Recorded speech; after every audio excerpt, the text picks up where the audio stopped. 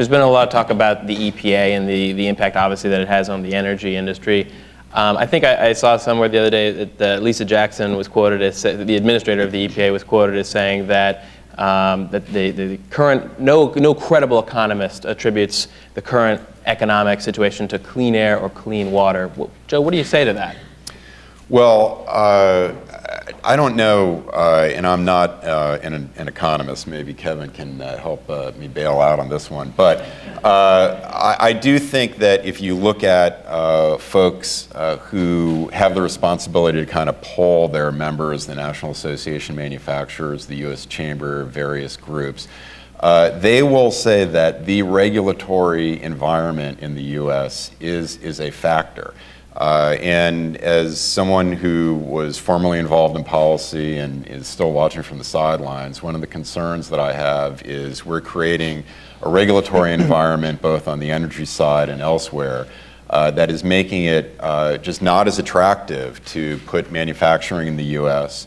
I think by and large, if it's not here, it's going to go to places that have What's a specific example that you... Well, I think you look at some of the chemical industry, some of the manufacturing industry. I know a lot of our domestic fertilizer production has gone offshore because of energy prices and input prices. But here's, one example. Let's put, tax policy or whatever aside. If you look at how EPA approached the new source performance standards for greenhouse gases, somebody building a new power plant has to hit all the bogeys on the emission of conventional pollutants. What EPA did is says we want carbon capture and sequestration on new coal-fired power plants, essentially. It's a technology that, while promising, is not in any kind of commercially effective application right now. And so the Faustian bargain that's in this regulation is you can build a brand new coal-fired power plant now, but in 10 years, you'll have to have carbon capture and sequestration up and running, or we'll turn the switch off. Now, you go to Wall Street and try and get funding for a plant that costs hundreds of millions of dollars, if not close to $1 billion for some of these, on this kind of bet to come. And I don't think that is a productive way to attract capital into the energy sector. Let me just make the point, however, that $2 or $2.50 per MCF natural gas means that if you are a utility executive planning to build a new plant and choosing a fuel source, you're just not likely to choose coal at the moment. Although, the other question, the shadow that lingers and will continue to linger for some long while is, will there be, and if so, when, will there be a price on carbon? If so, when, and what will the price be? Now, I had all kinds of utility executives come into my office and say, you know what, somehow, some way, Congress has to make a decision so we have some certainty going forward. Without that certainty, we sit there, we don't have the foggiest idea what's going to happen to us 5 and 10 years from now in terms of the price of coal, for example. So I think that shadow will continue to exist until some way this political system makes a judgment about it. In the meantime, there seems to be this notion in America that despite the fact in 2007, 5 short years ago, FERC was warning about a shortage of natural gas in our country. FERC was very concerned about that and talking about the import of natural gas. Despite that, we now have an abundance of natural gas being projected, and some people believe that it'll always be $2 an MCF, which is, of course, not the case at all. None of us have the foggiest idea what this price is going to be, because there are other markets around the world that are now paying $10 and $12 and more per MCF for natural gas. And so all of those uncertainties exist, and some of them can be handled and hopefully will be handled by the Congress, some by regulatory authorities, some perhaps by the private sector, but those uncertainties cause great angst about what kind of investments you make in the future. Fortunately, that is not the case in the Bock oil fields of North Dakota. They're drilling 200 wells a month, 2,400 wells a year, and this is not looking for a pool of oil. They never miss. They don't drill dry holes because they know exactly where the shale formation is and where it ends. And so when they put up a drilling rig and go down 10,000 feet, and then go out 2 miles after they find the middle third of a 100-foot seam. It is the most sophisticated, unbelievable advance in oil drilling in our lifetime. And yet the irony is they're flaring because now they have all this surplus gas that they can't get to market. They're flaring natural gas because to capture it costs more than they want to pay for $2 an MCF market price gas. And it's also the case that they're very busy pulling up oil from these wells that is very valuable. Right. And so, this is, as I said when I started, this is a good news story. And I think will continue for some while. And by the way, I was told, I have not found this source, but I was told that 1/2 of the drilling rigs for natural gas and oil in the world exist now in the United States, to show you the unbelievable activity that exists in our country. So I think I can connect the dots a little bit on Joe's point and maybe bring all of this together a little bit. First of all, my clients, the financial institutional investors, are not paid to lose other people's money. They're paid at best to keep it there and generally try to deliver returns. So they are very cautious about subsidizing uncertainty, and regulatory risk for them is at least as painful as it is for the companies in which they invest. Second, the question about sort of the greenhouse gas price may be answered April 30th of next year, because it could fly across an airplane from Europe. We're at the beginning of a trade challenge with our close partner across the Atlantic over aviation emissions of greenhouse gases, and the next administration will have to tackle it. What they do and how could actually start to bring a price into the equation. Third, the overall question of whether you're going to have $2 gas or not. I think anyone whose business is built on the idea that gas will be $2 probably needs sleeping pills at night, particularly if they've looked at history. On the other hand, if you look at our industries here, one of the fundamental reasons why the European Union's trade policies matter to us is because trade is the economic upside to energy here. We have succeeded in becoming more efficient, diversified, and we have been blessed with this abundance that Senator Dorgan spoke of. We know where the resource is. The finding and development costs are very low. Producing more of it is easy, which means that export markets are the economic upside in many ways. And to this, Joe, is the connecting line. If you have environmental regulations that make it tough to service burgeoning, racing global demand, then you have limitations on the extent to which American jobs and American dollars can deliver dividends to American stockholders and American companies. And so, I mean, we will feel that more poignantly as we continue to become more efficient and face greater and greater competition with other producers with their own environmental rules that may be much looser in other countries. So just to pick up on that, Michael Levy with the Council on Foreign Relations, who writes often about energy issues, he wrote an article last week saying that the euphoria over oil and natural gas is out of control, or is overly abundant. And what he argued is that even if the United States were to meet all of its demand needs by producing its own oil and natural gas, we would still be exposed to price volatility because oil is a globally traded commodity. And I was just wondering, to what extent, perhaps, Senator Dorgan, you've thought a lot about the issue of the role of financial markets in influencing the price of oil. I mean, is it possible that perhaps some of the rhetoric about this boom in energy production is a little bit overheated? Well, I don't think the excitement about it is overheated at all. We ought to be excited about something that provides this much benefit to our country and our economy, both in energy security and national security. But it is the case that even if we obliterated the need for oil imports into this country, and we produced sufficient for our own economy and our energy needs, it is the case that energy is priced internationally. And we see that today. Our economy slows down. So we have an economy that had contracted some and is still a slower economy. We have improved efficiency in automobiles very substantially, so we're using less for that purpose, and that's where a substantial amount of oil is used. And even as that has happened, we are dramatically increasing the production of oil in the last several years. You've not seen the impact of that in the marketplace here in this country. Why? Because this is not where oil is priced. It's priced internationally, and a substantial amount of it internationally, as you know, is owned by sovereigns. And so the short answer is yes, it's priced internationally, and Even if we produce all of our own oil, we will still be watching what happens to the price of oil that has to do with other parts of the world. Yeah, but I also have a simple way of looking at this, though, which is, yes, the international price is going to, dramatically, will influence and will be the lead point on whatever the domestic price of oil is right now.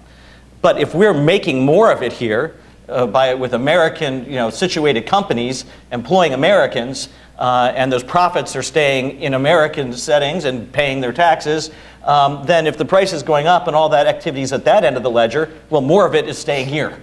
Conversely, if there's a collapse in the global price, because we brought on so much and the marginal price, all of a sudden the structure has changed in ways that even Kevin couldn't predict, then we'll also be the beneficiaries of that on the other end of the equation. And so the idea is not that somehow we should or must be an island with respect to our own production. It's that we are enjoying more of a share of our own use of this resource made here. And I think that's the debate is on either end of that point, but that's really the core point. It's almost like it's like a national hedge. We just get more of the upside and more of the upside on either end of the ledger. Yeah, except I think you asked the question because in the political campaigns out there, we had people saying if we just drill a few more wells, we'll get $2.50 gas, which of course is absurd. There's no relationship. Joe, were you going to chime in on that? No. So how do you see these issues playing out with respect to the Keystone Pipeline? We've talked a lot about how energy issues might influence the election, but in some cases, isn't it possible that the election could influence policy? I'm thinking particularly on Keystone. Senator Dorgan, do you have any thoughts on how that issue could be influenced by the election? Well, in my judgment, the Keystone Pipeline is going to be built. The question is when's the decision made, but in my judgment, this is a pipeline that will be built. As you know, there's a portion of it now in the congested area in Oklahoma to the Gulf that is going to move forward. But I think the Keystone will be built. I assume it's going to be debated substantially on the campaign trail. At the end of the day, this country will have a Keystone Pipeline. You think the administration will support it like this year, or what? And what makes you think that? Well, nothing makes me think anything. I just think it. Yeah. Perhaps I should have said leads you to think that. What facts or inferences lead you in that direction? Well, this happens to be a fact-free zone for me. I just happen to think that a couple things. Well, seriously, a couple things happen. Number one, the Republicans put a piece in a bill that had nothing to do with energy that suggested the administration had to act at a time when they could not possibly act, given what Nebraska had to do and some environmental studies that should be done. So they knew they were setting it up. The president vetoed the bill. Everybody knew what the game was back and forth politically. I think we also understand the president is reluctant to move forward because he has some supporters that are concerned about it. He's trying to make a decision. I think he's going to make a decision later rather than sooner. You can judge what I mean by that, but I do think that Keystone ultimately is going to be built. It's just my judgment. Yeah. But, so what I find puzzling about Keystone, though, and emblematic, because I don't have the same confidence, but I don't think it. I don't know the other side of the equation. I wouldn't say it's not going to be built.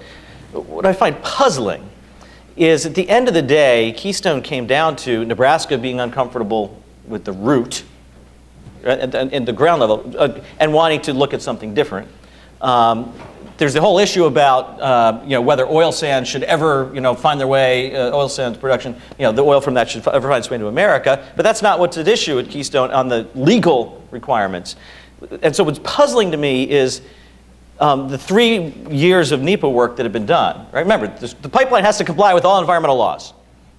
And there's the environmental review. So it's not one or the other. And there's the environmental review. Well, the 3 years of work have been done. Modest additional input was needed to figure out what an alternative route, what its effects would be, and ways to mitigate further issues. And it would seem to me to have been a moment to say, let me work with the Congress to be sure that this thing then isn't litigated for the next 5 years. Because that's what always happens with a major infrastructure deal with the environmental review process. And so what Congress was actually offering was to say, the work you've done is good, it's sufficient, it's adequate, we don't need to go to court on it. That's really the way I read the legislation. Now, I think I would have written it differently, but that's really what the legislation is about. If you there's the politics swarming it, but it would seem to me it's still the case that even if Senator Dorgan's view came through and the thing was approved by this administration or by a new administration, you still have hanging out there this issue of the long tail of litigation that comes with a big project like this, with key constituencies just wanting to block it at any cost. And so this is a perfect time for Congress, right, to think of a new construct that assures that the laws are met, that assures that the review is done, but takes off the long tail and the uncertainty of litigation, where you're otherwise meeting environmental standards. And that's what I'm naive in that sense, or maybe I'm a Pollyanna. The objective appears to be the same, and yet the solution set, which is a legislative one, is being held at bay. Puzzling. Without wearing out this subject, so you just cannot say on Keystone, politics aside. You just can't say that. Absolutely. Because there is a barrel full of politics on both sides of this, and ultimately, as I indicated, I think. Yeah, but Byron, we should say politics aside on this kind of thing. You're supposed to have deliberate, predictable rules for how you get through a process like this, and then it should be of reasonable duration so you can get a yes or no, and either your capital goes to the project because it's got a yes, or it goes someplace else where you have a higher certainty. But this waiting and waiting and waiting that ties up the speed with which we can achieve some of these results. I understand, but that legislation was an immaculate conception no one had seen. So, it was exactly the wrong way to do things. There's a barrel full of politics on all sides of this. At the end of the day, I think it gets built. Yeah. Before we, did you? I think the only question is when? Yeah. Because the litigation will go on, and the courts invariably send you back for more review, and there's a question at a certain point, having done the work, is that really what we're about in trying to get some of these big infrastructure projects going? And I know you've actually been a constructive voice on the policy side of this, but when is the big issue? Before we go to questions, I just am curious for you, Jim, and also Senator Dorgan, since you have relatively recently made the transition from government to the private sector, I'm just curious how that transition, to what extent it's affected your outlook on energy issues. Are there any issues that you've changed your mind on since leaving government service, or perhaps has leaving government service and going to the private sector reinforced your views in a strong way on any particular energy topics? Well, I remain a believer that we need a thoughtful energy policy in this country that doesn't yet exist. I'm a big fan of the free market. I don't think there's a better allocator of goods and services that I know of than the free market system. But I also think that our country has to have some aspirations about where it wants to find itself. There's this old saying, if you don't care where you're going, you're never going to be lost. Well, that's true for our country and energy policy as well. You just sort of let happen what happens. I'm not for picking winners and losers, but I am for picking winners. And I do think that our country ought to have a vision of where does it want to be? How does it want to get there? What does it want to do to get there in energy policy? I regret very much that the 2009 bill that we wrote in the Energy Committee in the Senate, that I helped write the transmission piece, the opening up the Eastern Gulf, the first ever renewable electricity standard, clean renewable energy development bonds, and so on. I regret very much that we lost that and didn't get it to the floor of the Senate. But something like that, in my judgment, I said then, believed then, and still believe now, something like that would advantage our country and be, I think, be helpful to our country going forward with respect to energy policy. I guess my view is, picking off of that, we have tons of energy policy, including in two bills in 2005, bipartisan, and then the bill in 2007, bipartisan. George Bush and Nancy Pelosi, for heaven's sakes, coming together with big programs, and Senator Dorgan was a key steward of that activity. And then I share the view that we now have this package pending in the Senate that was actually very thoughtful, and had it been allowed to advance, the appropriate changes and corrections and adjustments would have been made to accommodate even greater perspectives and bring on board the House. And so I think that was a real moment lost. And so you can decide may have your own decision about what was the reason for that and the leadership questions associated with that. But it's still there. That package exists, it's got lots of support, and there's some new items that have come on board. Where I get a little bit cautious from the private sector perspective, especially, but I had it when I was in the government, is the market's going to take us to the cheapest compliant resource. All right, and so you need the government standards on health, safety, environment, and all of that, and the market will get us there a lot faster in ways that we can't imagine. And so what I now know even more is simplify. The government should back out. The government should be the cop on the beat, not the manager, the coach, and the player. If we could rethink our energy policy to get a clear definition of the boundaries of where government needs to play a role in defining the commons, and then back out of much of the rest, I think we can accomplish a great deal faster. I know this now even more in private sector experience, even on the environmental side. Where is efficiency happening faster? Where is air pollution reduction happening faster? Where are our capital investments going quicker? It's in the competitive markets in America, not in the old, traditional regulated monopoly markets. That's a question that's very politically sensitive to ask and debate. And yet we now have empirical experiencing demonstrating the value of the different models. So I think that's where I think the energy policy should go. It requires real leadership by the Congress to take on some of these old saws, and say, is it time to modernize the way we think about this? And that's a challenge for a new President Obama on a re-elect, a new President Romney, and it's as big, if not a greater challenge for the U.S. Congress, and they've shied away from those big structural questions for a long time.